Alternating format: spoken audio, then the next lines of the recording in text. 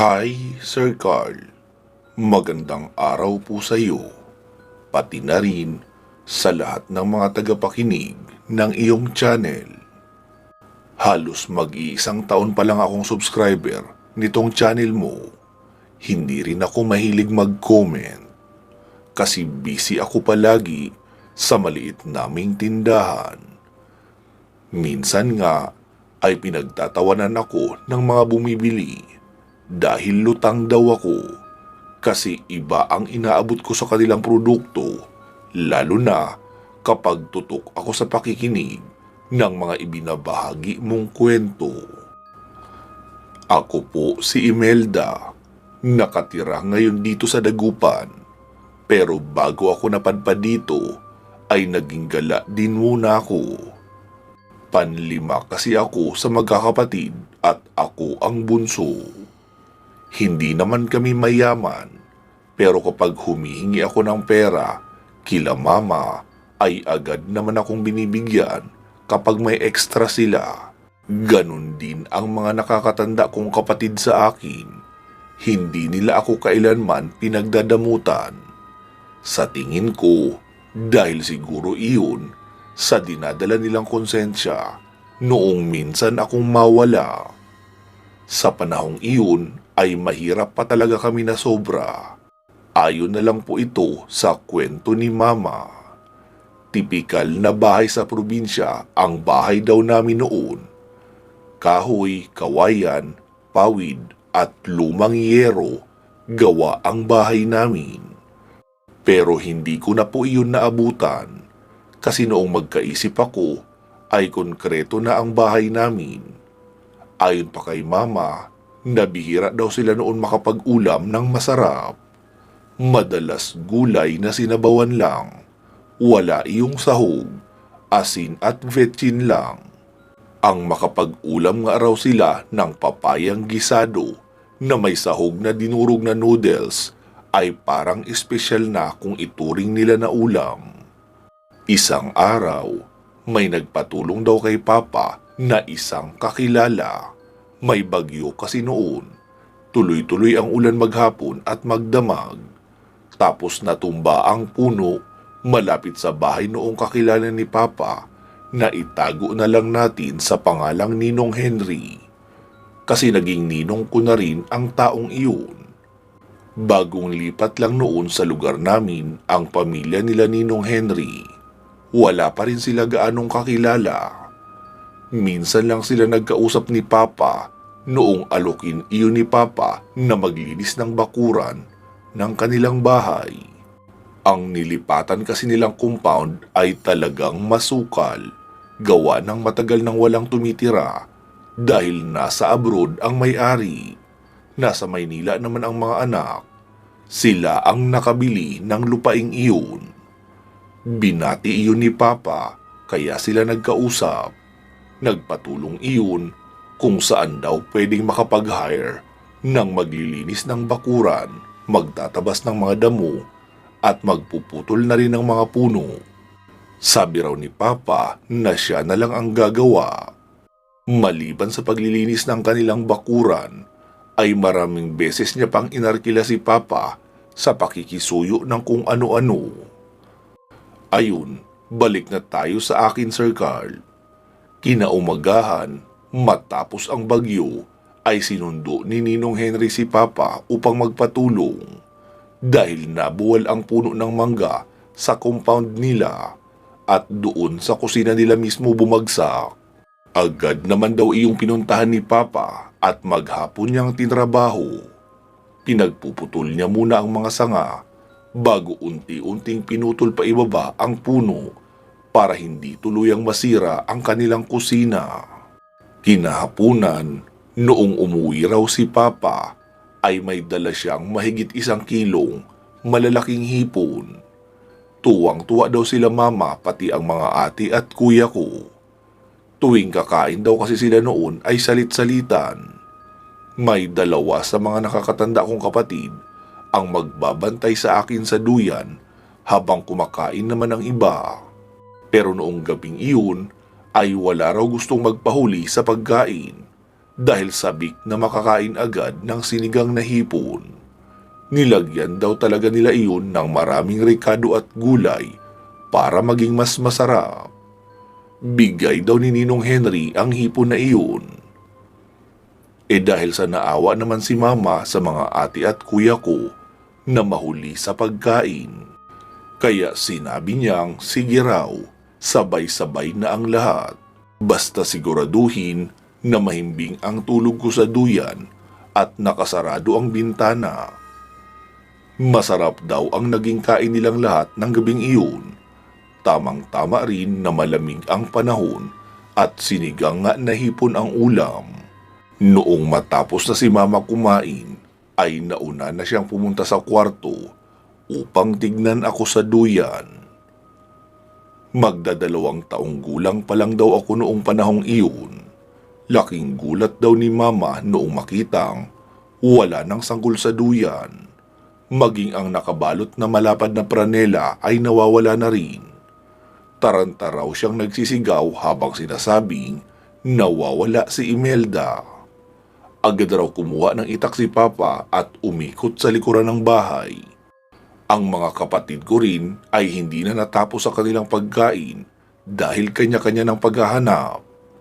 Naglampara na sila sa paghahanap sa labas dahil madilim na rin sa mga oras na iyon. Nakakadalawang oras na raw sila sa paghahanap pero hindi pa rin nila ako nahahanap. Umiiyak na raw si Mama at mga ate ko noon. Si Papa naman ay umalis ng bahay. Hindi rin nila alam kung saan nagpunta. Hanggang sa narinig na lang nila na may tumatawag sa pangalan ni Mama sa labas ng bahay namin. Noong silipin nila ay nakita nila sina Uncle Hiner at Auntie Lolit sa labas. Nadala-dala ako na sanggol pa at basang-basa ng ulan. Umuulan kasi ng mga oras na iyon. Abot-abot daw ang tuwa ni Mama nang makita ako sa mga bisig ni Auntie Lolit. Pagkalabas ni Mama ay agad din akong ibinigay nila Auntie. Ayon pa raw sa kwento ni Auntie na naroon daw siya noon sa kanilang tindahan, nakatulala na nakatingin sa daan. Nag-aagaw pa lang noon ang liwanag at dilim. Iyon bang kita pa talaga ang mukha ng tao na dumadaan sa labas? Nakita niyang dumaan ang isang matanda na tinatawag nilang Tandang Minyang. Taga roon iyon sa kabilang barangay, pero madalas nila iyong mamataan na naglalakad sa barangay namin. May dala raw na sanggol si Tandang Minyang. Inisip niya raw na kung papaano magkaroon ng sanggol ang matandang iyon, matagal na iyong iniwan ng kanyang mga anak. Wala ring nakapagsabi kung bakit. Pero ang balibalita ay parang may sira sa utak ang matandang iyon at nakakaawa nga raw dahil kung kailan tumanda at nagkadiferensya ay saka naman inabandona ng mga anak niya. Habang nasa ganun daw siyang pag-iisip ay napatitig siya sa nakasulat sa laylayan ng pranela. Naroon nakasulat ang pangalang Imelda Agaher. Bigla niya raw naisip si Mama at ang sanggol ni Mama. Tinawag niya si Uncle Hiner at sinabing habulin ang matanda dahil mukhang may ninakaw na sanggol. Dali-dali naman daw sumakay ng motor niya si Uncle at nilampasan ang matanda. Sabay hinarangan ang dadaanan pagkahinto ng motor. Liliko pa raw sana ang matanda upang makaiwas pero mabilis nakababa si Uncle ng kanyang motor at itinutok agad ang itak sa matanda at sinabing, "Hoy! Ibalik mo sa akin ang batang iyan! Pamangkin ko yan!" Galit na wika pa raw ni Uncle. Ibinigay naman daw ng matanda ang sanggol, tapos panay ang pagmumura ng malutong, kasabay ng mga salitang hindi maintindihan na parang Espanyol, sabay dudura sa lupa ng malakas. Basta nakakatakot daw ang itsura ng matanda habang galit na nagwawala. Sinabi daw ni Uncle na sige, subukan mong lumapit dahil puputulan kita ng leeg. Para daw kasing mangdudumog na iyon. Nagpatuloy pa raw sa pagmumura ang matanda, kasabay ng pagduduro-duro. Pero hindi nagtagal ay umalis na rin. Iniwan daw ni Uncle ang kanyang motor at dinala muna ako sa bahay nila kasi umuulan na noon. Nakaabang na rin naman sa kanya si Auntie Lolit sa pintuan dahil susunod na rin sana iyon kay Uncle. Noong makuha ni Uncle ang motor niya, ay isinakay niya na si Auntie at nagtungo na sila sa bahay namin.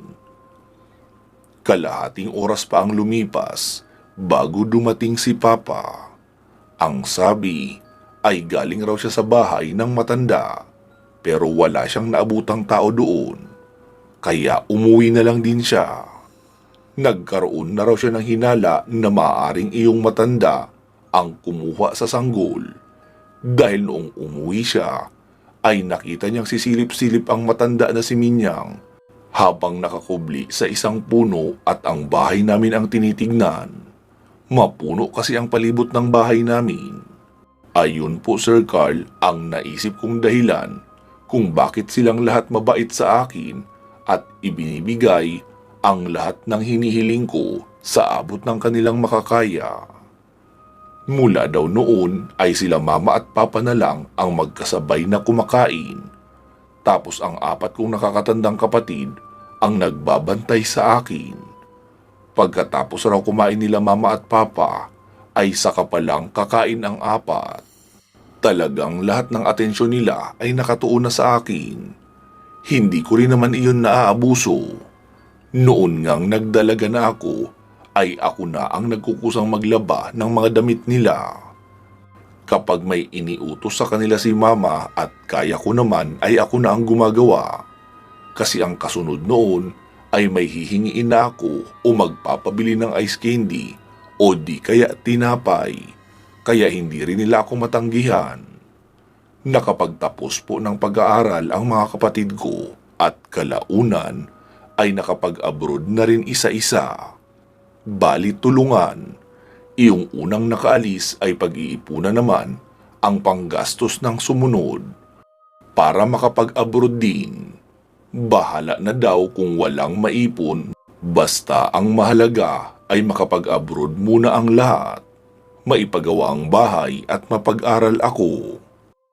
Noong nagkolehiyo ako, palibhasa may pera ay kung saan-saan naman ako nakakarating. Ang alam nila mama ay naroon lang ako sa syudad at nag-aaral. Pero ang totoo ay nasa ibang lugar ako madalas at nakikifiesta. Boring naman kasi ang fiesta sa syudad. Kanya-kanya ang mga tao. Bihira ang yayaan ng pagkain.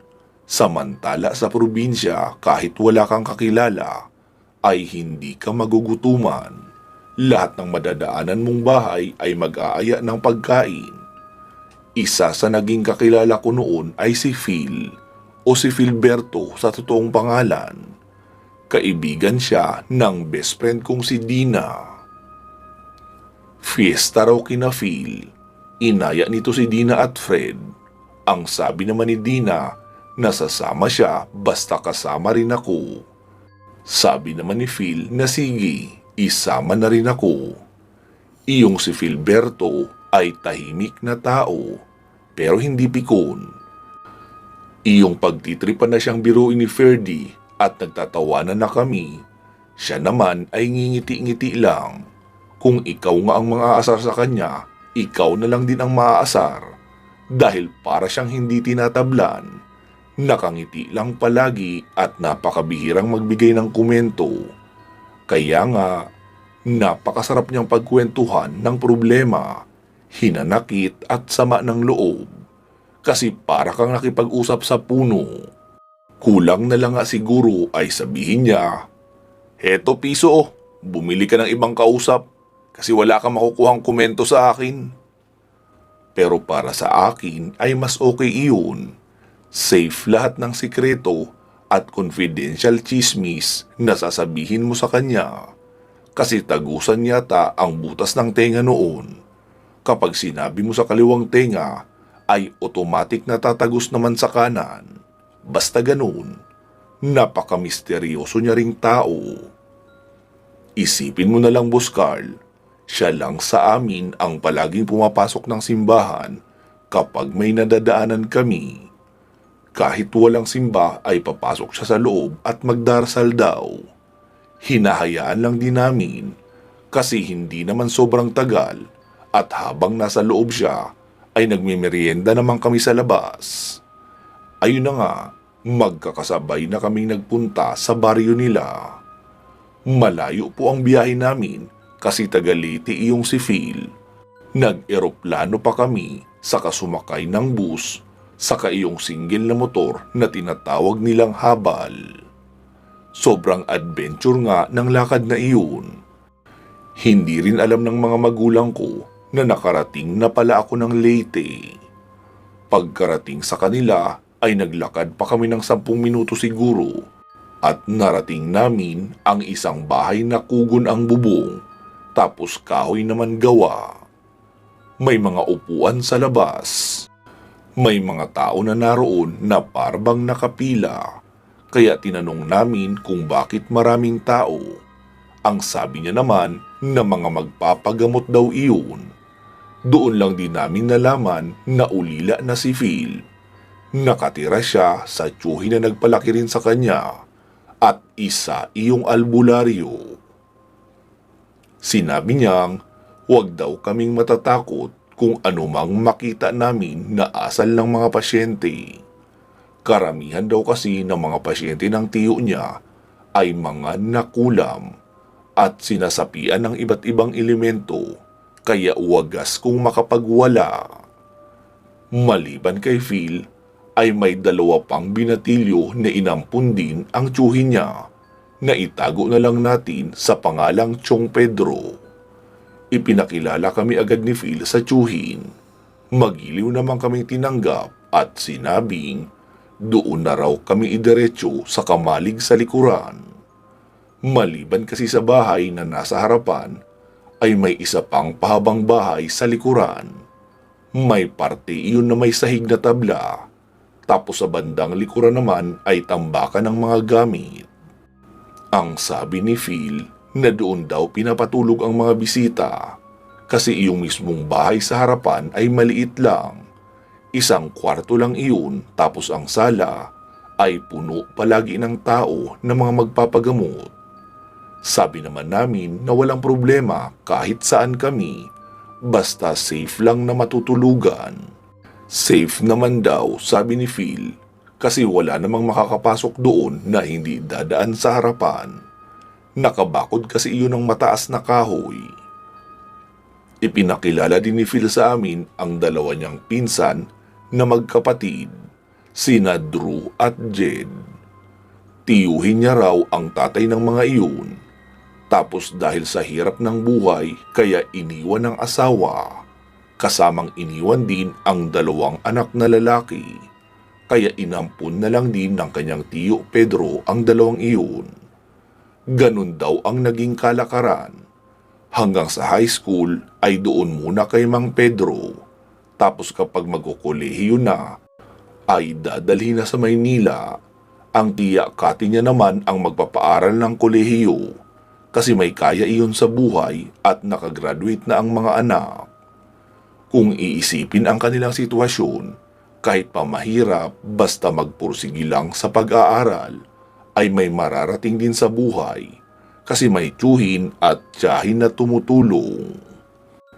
Hindi rin nalalayo sa sitwasyon ng pamilya namin ang kalagayan nila, nagtutulungan para makaahon sa hirap. Matapos naming makapagtanghalian, ay doon na muna kami tumambay sa labas ng bahay, malapit sa bukana ng gate. May malaking bintana ang bahay ni Mang Pedro sa sala, kaya kita namin mula doon ang proseso ng gamutan. Panay naman ang kuha ng picture ni Ferdy, dala niya kasi ang kanyang kamera. Naisip niya na kapag nagkaroon daw kami ng term paper na freestyle ang topic, ay iyong proseso ng alternative healing ang gusto niyang gawin. At least meron siyang mapagtatanungan dahil alam naman ni Phil lahat ng ginagawa ng tiyuhin niya. May ginamot na isang ginang si Mang Pedro. Noong una ay ayos naman ang lahat, normal lang. May pausok at hipan-hipan sa ulo at may binabanggit na dasal. Nang bigla na lang lumakas ang hangin sa labas. Pasado alauna lang noon, pero napakalamig ng hangin na humahampas sa amin. Nakita kong nanindig ang mga balahibo ko sa braso. Nang biglang nagsisigaw ang ginang na ginagamot. Iba na ang boses noon. Parang dalawang tao na nasabay nagsisigaw. Isang babae at isang lalaki na parang galing sa ilalim ng hukay ang boses. Galit na galit iyon, marami iyong sinasabi. Pero hindi namin maintindihan dahil lokal na lingwahe ang sinasabi. Noong lapitan naman kami ni Phil ay saglit siyang nakinig. Tapos sinabing umalis na kami doon.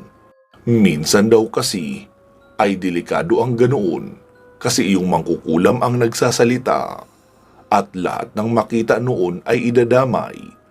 Lalo na iyong mga walang proteksyong espiritual gaya namin. Sumagot naman agad si Dina na bakit wala. Inagdarasal naman daw siya at nagsisimba. Sinagot naman siya ni Ferdy. Ha? Kailan ka nagsimba?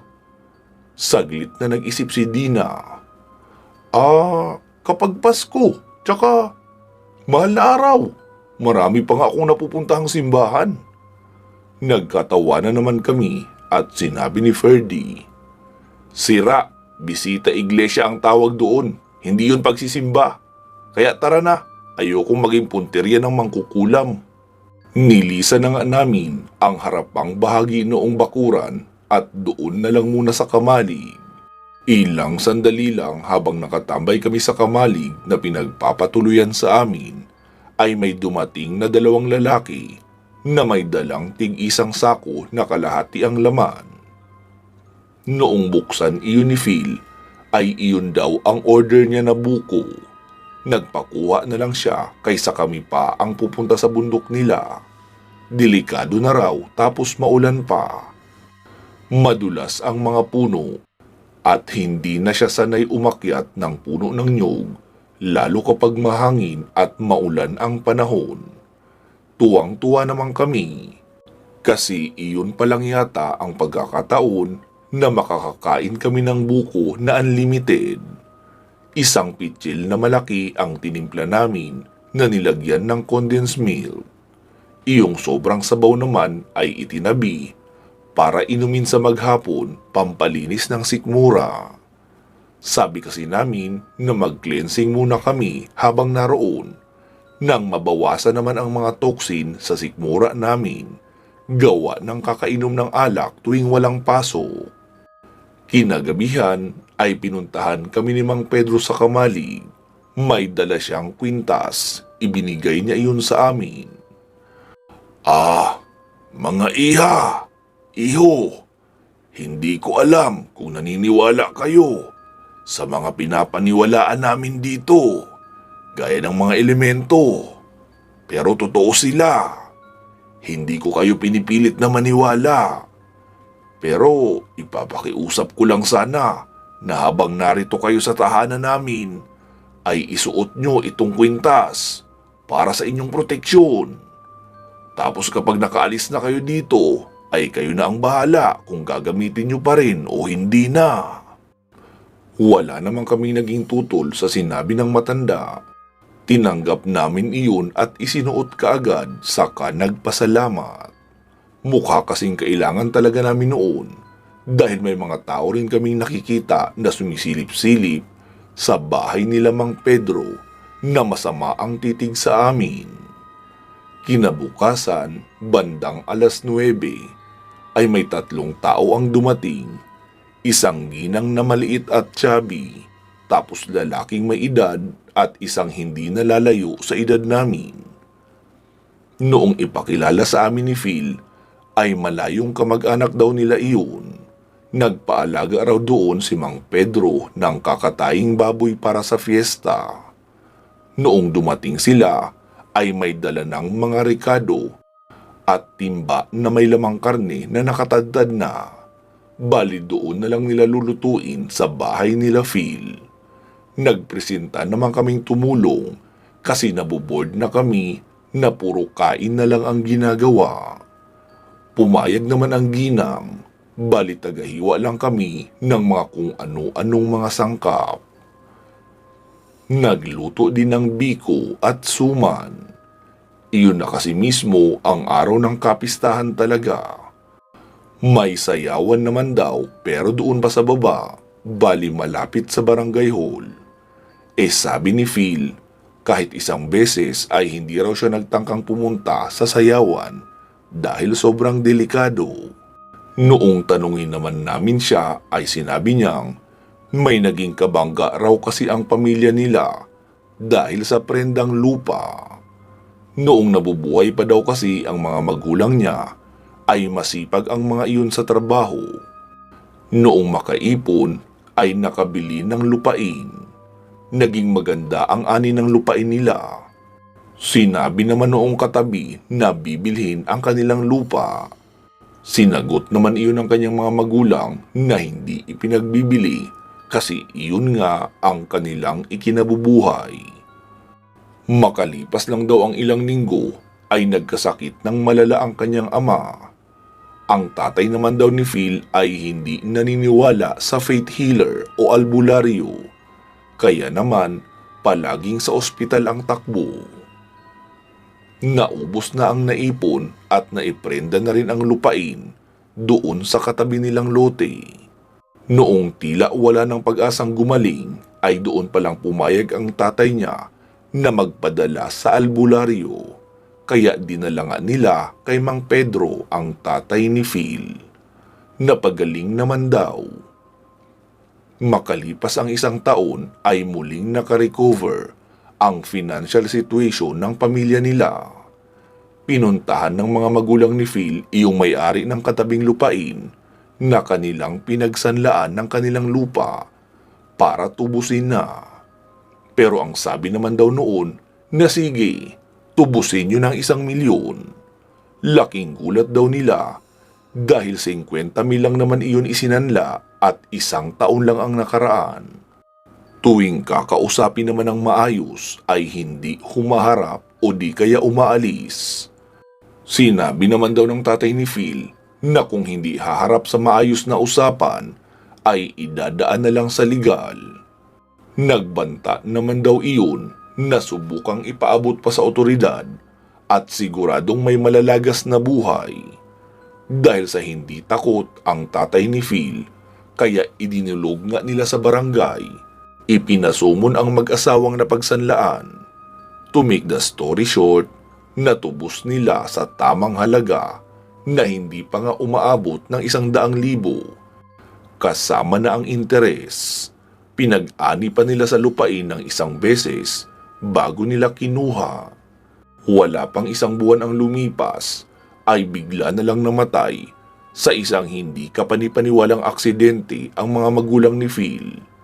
Tinamaan iyon ng kidlat sa harapan mismo ng bahay nila. Maganda raw ang panahon noon, walang ulan o kahit namumuong kaulapan. Bigla na lang daw may tumamang kidlat sa harapan ng kanilang bahay at tinamaan ng sabay ang mga magulang niya. Maswerte na lang dahil nasa paaralan noon si Phil at grade 6 na siya noon. Noong matapos ang libing ay nagulat daw sila dahil mga tauhan na naman ng kabilang pamilya ang nagtatanim sa lupain nila. Mabuti nga raw dahil doon itinago ng nanay ni Phil ang mga dokumento pati ang resibo nila na pinagbayaran sa isang envelope kasama ng birth certificate ni Phil. Kaya noong lumipat siya ng bahay kina Mang Pedro ay kasama niya iyong nadala. Nilooban daw kasi ang bahay nila at halatang kinalkal talaga ang lahat ng sulok. Si Mang Pedro naman daw ang nagsampa ng reklamo sa barangay dahil sa pag-ukupang muli ng kabilang pamilya sa lupain nila Phil. Ang sabi naman ng mga iyon na hindi naman daw sila natuloy na mabayaran kaya sila na raw ang may-ari noon. Noong may maipakitang resibo si Mang Pedro, ay doon naman sila nasupalpal. Akala siguro nila ay naiwala o naitapon ang resibo. Iyon na daw ang naging simula ng sunod-sunod na pagbabanta ng pamilyang iyon kay Mang Pedro. Napag-alaman nila na humahawak ng kaalamang itim ang pamilyang iyon. Ilang beses na raw noon kinulam si Phil, pero hindi lang gaanong tumatalab dahil nagagamot ni Mang Pedro. Maging si Mang Pedro ay ilang beses na rin tinambangan ng mga aswang, pero nagagawa rin itong mapatay.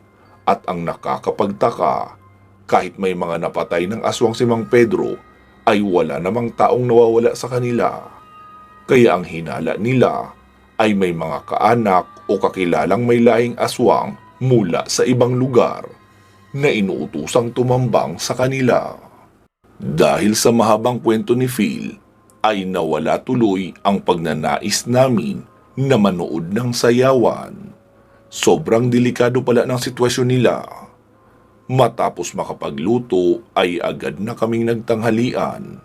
Sabi ni Phil na may mga kaibigan ang lolo niya na darating sa kinahapunan. Kung gusto raw naming uminom ay pwede naman, pero doon na lang sa kamalig para kahit malasing ay diretso na higa at hindi na malalagay sa alanganin. Kinahapunan nga ay may mga pamilyang dumating, mga malalayong kamag-anak mula sa karatig ng mga bayan. Matapos nilang makakain ay nagsimula na ang inuman. Habang nag-iinuman ang mga matatanda, ay may mga dumadaan din na ibang tao na inaaya ng mga bisita. May nagsilapit naman pero hindi kumakain. Busog na raw sila kasi nakakain na sa ibang bahay. Nakikipag-inuman na lang. Dahil sa mas marami sa naroon ay kamag-anak nila Phil, kaya sinabi ni Phil sa amin na kung gusto raw ba namin na doon na rin mag-inuman, pero hindi naman kami makikijoin sa mga matatanda. Bali sariling lamesa din kaming mga kabataan at pinsan niya ang iba. Sabi naman namin na sige, ayos lang, mas okay nga iyon kaysa sa nagtatago kami sa loob ng kamalig. Hindi rin naman masasabing delikado kasi naroon lang naman kami sa loob ng bakuran. Masayang tumakbo ang oras ng aming inuman. Iyong mga kaharap namin na dating tahimik at ayaw magsalita kasi nahihiyang magtagalog ay bumabangka na sa pagkikwento, hindi lang Tagalog. Nag-i-English pa nga ang iba. Kaya naman, walang puknat ang tawanan namin. Iyong katabi naman namin na tumpok ng matatanda ay maingay din dahil sa tawanan. Papalit-palit sila ng mga kainuman kasi ang iba ay sumasaglit lang para dumalaw at mangumusta kay Mang Pedro. Tapos aalis na pagkalipas ng 2 o 3 tagay. Dahil marami pa rin daw ang mga kakilalang dadalawin. Merong isang mama doon na maingay talaga, pero parang walang natutuwa sa mga banat niya.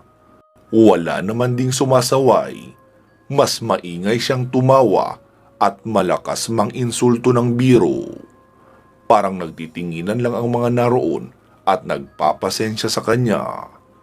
Hindi ko nga siya maalala na kasama sa mga dumating na sinabi ni Phil na kamag-anak nila. Para kasing bigla na lang yung naligaw at nakiupo sa inuman. Tumayo si Phil para magsandok ng pulutan para sa amin at pulutan sa kabilang lamesa. Adobong pinatuyo na nilagyan ng maraming sili ang pulutan na inihanda. Manamis-tamis, halo ang tamis at anghang kaya perfect na rin sa pulutan.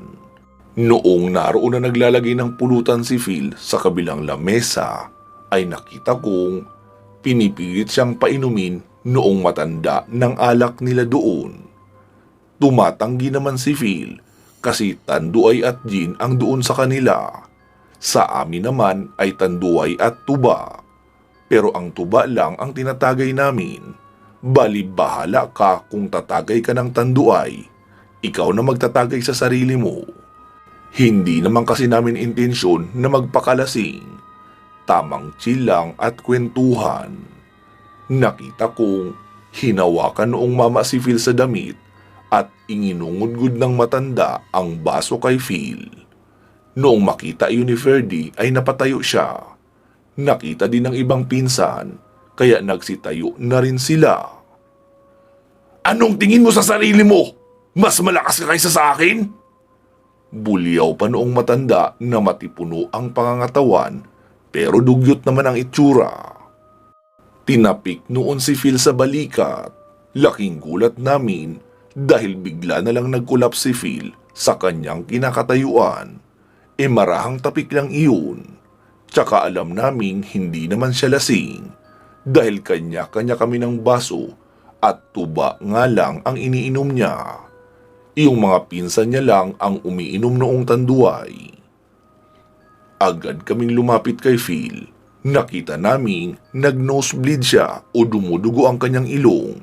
Tapos umuubo rin siya at dumudura ng dugo. Doon na ako natakot. Pakiramdam ko kasi ay merong kakaiba. Kasi tapik lang naman iyong nakita ko, papaanong nagkakaroon na ng dugo? Habang inaalalayan nila Ferdy si Phil ay nakita kong nakapasok ang kamay ni Phil sa bulsa ng kanyang jacket. Tapos lumapit pang muli ang lalaki. Sinabi noon na matuto raw kumilala si Phil sa mas malakas sa kanya. Narinig kong may sinabi si Phil pero hindi ko na naintindihan. Sabay pagkalabas ng kamay ay sinapak niya ang mama. Sapul iyon sa panga at tuwid ang paa noong bumagsak sa lupa. Noong tignan ko ang kamay ni Phil ay may nakalagay na bakal doon. Hindi ko nga lang alam ang tawag. Bakal iyon na may 4 na butas kung saan ipapasok ang mga daliri. Agad nagpaalam ang ibang mga bisita dahil takot pala sila sa mamang iyon. Walang tumulong doon sa mama. Ilang saglit pa iyon bago nakabalik sa ulirat. Noong makabangon ay muling humakbang para sapakin si Phil. Pero isang malakas na sigaw ang narinig namin mula sa pintuan. Alberto! Tama na yan! Paggalingon namin ay nakaturo ang buong palad ni Mang Pedro sa direksyon noong mama at tumilapon ang mama na iyon papalabas ng bakuran. Iyon bang parang may sumipa ng malakas na lumutang pa sa ere ang mama habang tumatalsik papalayo. Lumapit doon si Mang Pedro pero hindi lumabas ng bakuran. Sabay nagtrangka ng pintuan. Subukan mo pumasok sa teritoryo ko o pagtangkaan ang pamilya ko o mga bisita. Ngayon ko ipapataw sa inyo ang kaparusahan na dapat noon nyo pa pinagdusahan. Tila nabahag naman ang buntot ng lalaking iyon dahil naglakad iyon papatras habang nakatitig ng masama kay Mang Pedro. Inihinto na namin ang inuman at nagtulong-tulong na lang sa pagliligpit at naghugas na ng mga plato. Naroon din si Phil sa kusina. Sumisinga pa rin ang dugo mula sa kanyang ilong. Tinanong ko naman kung papaano siyang dinugo hindi naman siya sinapak ng mama. Ang sabi niya ay binato raw siya ng malakas na kapangyarihan noon. Mas mahigit pa raw iyon sa 10 suntok sa dibdib. Kaya maging ang dura niya ay dugo na rin. Ang sabi ko naman na kung matindi pala iyon, papaanong nakabangon siya agad at hindi nagpadala sa ospital. Sabi niya naman na mula grade 6 ay may pinanghahawakan na siyang mga mutya. Nagsimula na rin siyang magkabisado ng mga orasyon dahil kapag tama na ang panahon ay siya na ang papalit sa kanyang tiyuhin at sa panahong iyon ay mas malakas na proteksyon na ang taglay niya. Nagkataon lang din na halos kalibil ng antas ng tiyuhin niya ang antas ng mamang iyon, kaya kahit malakas ang kanyang proteksyon ay tumalab pa rin. Kaya niya raw iyong gantihan. pero iniiwasan niya lang na magkaroon ng mitya para sa madugong labanan. Lalo pa at naroon kami. Mahirap na daw, baka maipit pa kami sa labanan nila. Doon talaga ako, Sir Carl, namulat sa mga ganoong bagay na hindi ko pinapaniwalaan dati. Pasado 10:00 ng gabi noong marinig naming nagkakahulan ang dalawang aso nila Phil. Bigla akong nakaramdam ng takot kasi may angil din ng aso na sumasagot sa unahan, pero parang mas mabangis pa nga, at biglang umiyak ang mga aso ni Phil at sumiksik sa gilid ng kamalig. Ilang saglit pa ay may kumakatok na sa pintuan namin. Si Phil iyon kasama ang dalawa niyang pinsan. May mga dalang itak na sila. Agad naman kaming nagtanong kung anong nangyari. Sabi ni Phil na nilusob daw sila ng pamilyang nakalaban nila dati, yung mga mangkukulam, pero may mga kasamang aswang. Gusto kong isipin na joke lang ang lahat, pero wala sa itsura nila na nagbibiro. Ang sabi ni Phil na wag daw kaming lalabas ng kamalig. Yung isang pinsan niya na mas bata ay iniwan sa amin. Tapos silang dalawa ni Drew ang nagpunta sa may harapan ng bahay dahil naroon na rin daw sa harapan si Mang Pedro upang harapin ang mga sumugod. Nakasilip lang kami sa awang ng bintana pero wala kami gaanong makita kasi madilim. Natatakpan ng dahon ng kalapit na puno ang liwanag na nagmumula sa buwan. Ilang saglit pa ay marami kaming mababangis na tunog ng mga hayop na naririnig. Pati galit na sigaw nila Phil, Mang Pedro at Drew. Maririnig din ang sanggaan ng mga itak. Panay na ang dasal ko ng mga oras na iyon. Kahit pa nga hindi naman ako pala simba, ay marunong naman akong magdasal. Pinagdarasal ko na sana walang mapahamak kina Phil. Kasi sila naman ang nasa tama. Kapag natalo sila, ay baka pati kami ay gawin ng handa sa fiesta noong mga aswang na sumugod. Makalipas ang 1 oras ng ingay sa labas, ay bigla na ring tumahimik. Basta ang huli naming narinig ay mga palahaw na lang na tila ba nasusunog. May liwanag din ng apoy kaming nakikita sa may unahan. Ilang saglit pa ay may kumakatok na sa pintuan. Hindi kami umiimik. Tapos nagsalita iyon. "Ako ito, si Phil." Kaya dali-dali kaming nagbukas ng pintuan. Nakita namin sila Phil at Drew. Duguan sila. Kaya agad naming tinignan ang kanilang mga sugat. Pero laking pagtataka namin dahil wala yata silang sugat. Sabi naman ni Phil na hindi raw sa kanila ang mga dugo na iyon, kundi sa mga sumugod. May mga kabal daw kasi sila ni Drew, kaya hindi sila basta tatablan ng kalmot o kahit mga itak. Huwag na raw kaming mag-alala dahil naubos naman nila lahat ng sumugod. Pero isa rin sa pinagtataka namin dahil kinabukasan ay wala namang bangkay sa labas ng bahay nila. Maraming tilamsik lang ng dugo ang meron. Noong kinabukasan nga ay sinabi ni Phil na aalis na kami sa kinahapunan. Pero hindi muna kami uuwi ng Maynila. Mag-stay muna kami ng 2 nights sa isang resort na may dagat. Para naman daw ma-enjoy namin ang aming bakasyon at makalimutan ang nerbiyos na dinanas doon sa kanila. Kasama namin sina Jed at Drew noong nagpunta kami sa resort. Isang sakay ng bus lang din naman ang biyahe, papabalik sa kanila at bakasyon pa noon. Kaya tama lang din na mag-enjoy muna bago magbalik sa eskwela. Noong makabalik na kami sa Maynila, ay doon pa lang namin naintindihan ang lahat ng kakaibang ugali ni Phil na palaging pumapasok sa simbahan. Pinapakain niya raw ng dasal ang kanyang mga anting-anting at nagpapaligo din doon gamit ang agwa bendita. para manatiling buhay ang mga mutya at lalo pang mapalakas ang kapangyarihan. Medyo baduy man o hindi ka panipaniwala sa pandinig ng mga taong walang kaalaman sa ganoon, pero naniniwala kaming magkakaibigan na totoo. Kasi nga, sa tagal nilang nakikipaglaban sa mga aswang at ang iba ay may armas din na itak, bakit ni isa sa kanila ay walang natamong sugat? Ayun, hanggang dito na lang Sir Carl ang maibabahagi kong kwento tungkol sa kababalaghan. Sana ay inyong maibigan. Pasensya na rin sa maraming pasikot-sikot. Kulang pa nga iyan. Marami pang detalye ng lugar na hindi ko na binanggit dahil baka boring na sa iyong mga tagapakinig. Maraming salamat Sir Carl sa pagtanggap nitong aking kwento. Sana ay mai-ere mo ito sa iyong channel. Gumagalang Imelda.